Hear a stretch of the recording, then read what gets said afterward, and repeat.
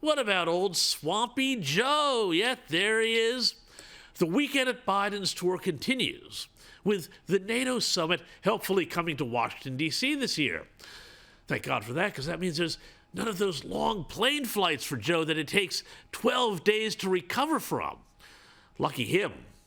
Anyway, let's have a little listen to what the president had to say in regard to NATO Secretary General Jens Stoltenberg earlier. Listen carefully and maybe watch the lady doing the sign language to see if she has any clues about what he's saying.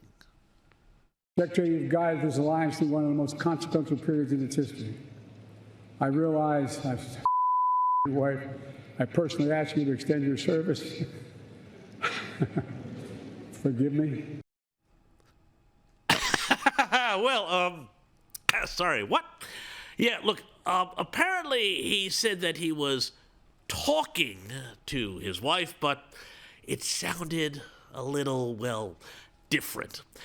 Anywho, one of the big questions on everyone's mind is now that we know that the president has an 8 o'clock bedtime, what happens if something goes down after hours? Fox News White House correspondent Peter Doocy asked this very simple question of White House Press Secretary Karine Jean-Pierre. And let's just say it didn't go over very well. We know the president says that his health is fine, but it's just his brain. And that he's sharpest before... He was joking, by the way. I just want to make sure that that's out there. And he was making a lighthearted joke as he was speaking off. He's speaking off the cuff, and he was making a joke. You know the president; he likes to joke a lot. Okay. He's the same guy who says, "I know I look 40," right? So he likes to make jokes. It is a joke. Okay. I think people laugh when he says it. Well, he also said he's sharpest before 8 p.m. So say that the Pentagon at some point picks up an incoming nuke. It's 11 p.m.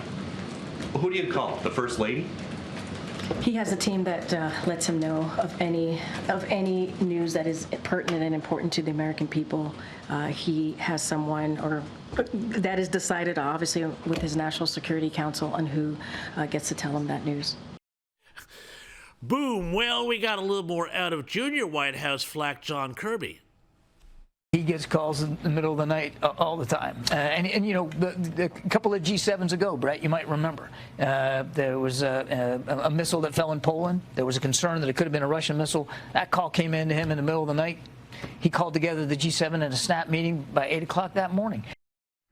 Oh, well, that's great. That's okay. He returned the call in the morning. What could go wrong?